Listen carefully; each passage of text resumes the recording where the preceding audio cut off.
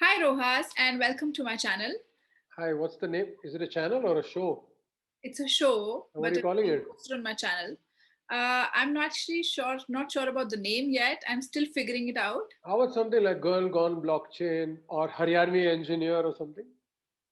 Sounds interesting. If you guys have any suggestions, please feel free to put it in the comments down below. I have not yet come up with the name yet, but I will definitely take those names into consideration. So, are you ready for my questions? Sure. Okay, so I'm going to ask you the basic question. I'm going to start with what was the thing that intrigued your interest in blockchain? How did you get into this field? Sure. So I come from the cybercrime investigation background, and I've helped about law enforcement agencies in about 18 countries in various investigations. And many years ago, about early 2010, 11, I think it was, where I was investigating a case of the drug mafia using Bitcoin for payments. In fact, that was the first time I ever heard the word Bitcoin. And I realized it was a very interesting concept that they were doing. So you would go to this coffee shop and there would be a youngster sitting there. You give him cash and he would convert it into Bitcoin, which we didn't know what it meant. And he would give you a number, say like 84. Mm-hmm. You go home and a few days later you get a book, maybe a Harry Potter from one of the e-commerce sites, and you open up page 84, tear it out, cut it into small pieces, put a piece on your tongue, and the drug would take effect. So these are these, chemical, synthetic kind of drugs. They are like transparent, colorless, tasteless, odorless. It's like a glass of water. You dip a brush, put it on a piece of paper, and the moment it dries, you can start sending it around the world, and nobody would really be able to figure it out. So So that's how I actually got introduced to the concept. but did you try something like that? No, no. Drugs are bad for everyone. I did not try any drugs. Okay, I'm just general question. So we hear about blockchains, different kinds of blockchains. We keep hearing banks are starting the blockchain, public, private. What is this concept of different kinds of blockchain? Sure, that's a good question. So ultimately, we must first understand that a blockchain is a network of, say, computers, which are all going to be involved in processing or validating transactions. And these transactions are usually financial transactions. So that's what Bitcoin started out to be, the world's first purely electronic peer to peer cash system. Now, after that, a lot of people have sort of twisted that concept. And now we see a lot of use cases where people are trying to apply this blockchain technology to data related use cases. And I also have done that for many years. I've worked for a lot of large enterprises trying to build these kind of blockchains. But if I was to be very honest, I don't think these are very strong use cases. Yeah, because blockchain means decentralized, right? That means it takes away the power from one individual. But if you're talking about private blockchain, then how does it matter? Because decentralized and Well, still being that private. you do have a good point, but you could always have a small number of entities coming together. So let's say 10 banks come together and they run a blockchain. It could be federated or private, it could be public, it could even be hybrid. But it does make sense that it is not mandatory that everybody in the world should be able to run a node on your blockchain. But what is important is, I believe, the use case. So, according to me, it is only these smart asset lifecycle management kind of use cases that make sense and not really data use cases. And that is what we can see, that most data use cases for years and years now, they either stop at POC, but they don't really go live. But the real success we are seeing everywhere is on smart asset related use cases. So that's my personal opinion. So I come across a lot of people who ask me what is blockchain. For a layman term, can you explain blockchain like a one-liner or the shortest sentence possible? Sure. So I'll try in a few sentences. So you are quite famous for forgetting to repay me money. Example, as an example. Yeah. Okay. Let's say I lent you some money and Okay. later you turn around and say, what is the proof? You never gave me anything.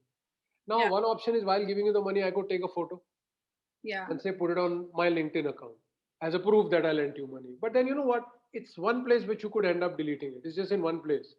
But Yeah. now suppose at the time I lent the money, 100, all my friends, 10, 15 friends are there. Each of them clicks a photo or a video of it and then posts it on their social networks. Now suddenly you have that same data in so many different places. So Hmm. someone like you, even though you're a hacker, will find it very difficult to actually delete that. So fundamentally, that's what a blockchain is doing, taking that data and then putting it across a series of nodes so that it becomes difficult for someone to alter that information. That's the very simplest definition of what a blockchain That's a does. very good example. I'm going to use it. But for example, the next question is going to come out probably very dumb for you. It's blockchain, right? Made of two words, block. or chain, and what I could understand, it's basically a lot of blocks of information which are connected through some algorithm mechanism. That's why it's called chain together. What if there is a loose end in the blockchain? Sure. So what happens is when we look at it technologically, so let's consider what Bitcoin does. So we have a proof of work mechanism which is doing, and every time a block is mined, so to say, what you're basically doing is that a miner is calculating a nonce, a number. Mm-hmm. And the concept of hash functions becomes very important here. I can't really go into that in depth right now, it'll be too long. But every block that is mined, the hash of that block is known to the next block. And that's the reason we are able to maintain integrity across the chain, because every block knows what the hash of the previous block is. So if you try to do some tampering, it can be detected very fast. I'm not saying it cannot happen. I'm not saying blockchains cannot be hacked. Anything that humans create, humans can hack. And in the past, we've even seen Bitcoin getting hacked when it was fairly new. But it's reasonably stronger and more secure than most computer networks out there. But in terms of public and private blockchains, so would you say that private blockchains are probably easier to hack than in comparison to the public blockchain? No, you can't really say that, because see, what you must remember, in a public blockchain, anybody in the world could get a node, Yeah. thereby increasing the threat vector. In a private blockchain, your access to becoming a node is also restricted. So in that way, it is a little more difficult to even become part of the network. So you can't really compare it like that. It depends on a lot of factors. Ultimately, blockchains run on operating systems like Linux, Windows, so many. So there could be fundamental weaknesses in those vulnerabilities which have not been fixed. Plus, there are applications through whom you are going to connect. So while every blockchain ultimately requires you to digitally sign transactions with your private key, Mm-hmm. what if someone steals your private key? Maybe by doing a phishing attack, maybe by stealing your hardware or paper wallet. So there are lots and lots of things that can go wrong. So security is not such an easy thing to say it's better to have it public or private. No, there's nothing like that. Too many factors that go in. Would you suggest some sort of a model in which you are taking the pros and from the private blockchain and the public blockchain? Sure. So one of the projects that I'm working on is called the Hi-Fi blockchain or the hybrid finance blockchain, where we're taking the best parts of public blockchains and the good things about the centralized world and trying to get them together. So where basically, even though it's a public blockchain, the nodes are operated by verified entities. There is a proper KYC which happens. There is no transaction fee which comes, no gas fee and all that. So Mhm. definitely, many people are working on such concepts. So in between, I think I read your article also in which you're saying that the some of the cryptos are very overpriced. Sure. On one hand, you are probably trying to have your own. I think I read about it that you're having your own token also. You're part of that project, by the way, in case Yeah, you I forgot it. am. I am. Yeah, I'm part of that project. So So, no, but we are on not the other hand, starting our own token per se. It's going to be an open blockchain token, which is like a consumptive token or a fuel for that particular blockchain. But yeah, I get your point. So yes, I do say that some are very overpriced, and a lot of people then give me a lot of hate comments on that because they don't like it when anybody speaks against Ethereum. But see, I'm not a blind follower of any of these platforms. I love Ethereum. It's a brilliant platform, brilliant technology. People say that Vitalik is brilliant, so Ethereum will keep going up. See, Vitalik was brilliant even before he made Ethereum. When Ethereum was $1, he was still brilliant. When Ethereum was $4,000, he is still brilliant. That's not the point. But just because he's brilliant, does it mean Ethereum will go on forever and become hundreds of thousands of dollars? That makes no sense because Ethereum is fuel. Just imagine everybody today uses petroleum, so yeah, oil, natural gas, which is petroleum, very high right LPG. now, but yeah, Now imagine if the price of petrol becomes 100,000 rupees per liter. yeah, I Course, don't know how we they are would. either going to start walking or then using alternative fuels. So Yeah, similarly, if Ethereum, ETH becomes more expensive, people will stop using the Ethereum platform. And that's happening. So many projects have moved away. Because when ETH price goes up, every transactions fee goes up and most projects become unviable. So unfortunately, it is not developers who are talking today, it is speculators and gamblers. yeah, Many people call themselves investors, but they're not investors, they're gamblers.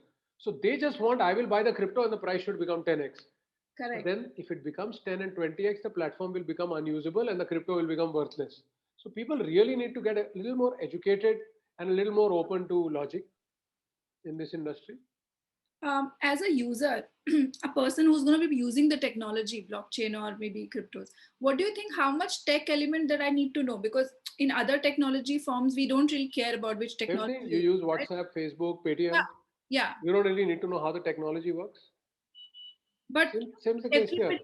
everybody's very intrigued about the fact that cryptos and blockchains. I think because of the prices going up, people making money, or I don't know. So do you really think that needs to be some basic learning expertise that we need for those people? Not really. I mean, let's take an example of Colgate. Would you buy shares of Colgate, for example? I mean, I'm not giving financial advice, I'm just generally asking. Yeah, I would. Because you know what Colgate makes, right? It That's right. makes toothpaste, and you're probably a consumer of toothpaste. So you can realize that as a consumer, whether you like it or not. But what if you were trying to evaluate a company which is into very heavy end engineering?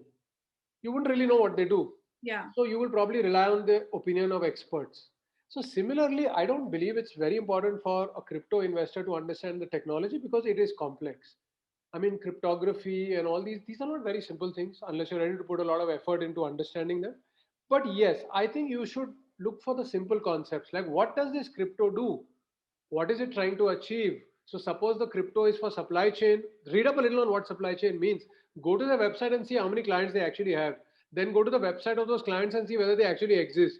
Because we see a lot of fake things also happening. Yeah. So I think it's important to understand what the crypto is trying to achieve. Look at the team, see what they're doing. Go to LinkedIn and follow them. Do your basic due diligence. And in that, I think most of your answers will be there. So, do you believe that people in the world will start using something like a Dogecoin or a baby Doge for transactions? I'm not making fun of it. I'm Yeah. saying if you believe it will, great, buy it. If you believe Bitcoin will be used by everybody in the world as a replacement for gold, as the new medium of store of value, great, buy it. But understand why you're buying it. But in aspects of security, a lot of people, they just create accounts and then they forget about their private key. They don't really store it. Sometimes their phone gets wiped out and all the data is gone. So don't you think in those scenarios that at least the user should know, being a smart investor in crypto? Sure. So you definitely need to understand how to keep your own crypto safe. So whether we are talking about things like how to keep your private keys, excuse me, or whether we are talking about whether you are keeping a cold wallet, hard wallet, warm wallet, these are concepts everyone should know. So I would recommend, I have written a book called Future Money Playbook. Yeah, Anyone in the world can get it for free. Download it. I know it's a little big, it's about 200 plus pages, but it's fairly simple, starts from the absolute basics. It's your money. Please read this book, understand a little bit more about crypto, and then start investing your money. thank you so much. Last question that I have. Uh, how would you distinguish what are the difference between a typical banking ledger and the blockchain transactions which are being recorded? Is there Sure. any? Yeah. Sure. So today, most of your money, when it is in one particular bank, it's in the private database of one bank. That is why when you try to move money from one bank to another, especially across countries, it takes so much time and there's so much fee involved. Because it is moving from one private database to another, and then there is a concept of holidays coming into the picture, banks are shut. In the blockchain, why we use the word distributed ledger is everybody sees the same ledger. And when the money has to move or the token moves from one address to another, it's not moved by the central entity. You have the private key, you move your crypto or your token from one address to another, and everybody sees the same ledger.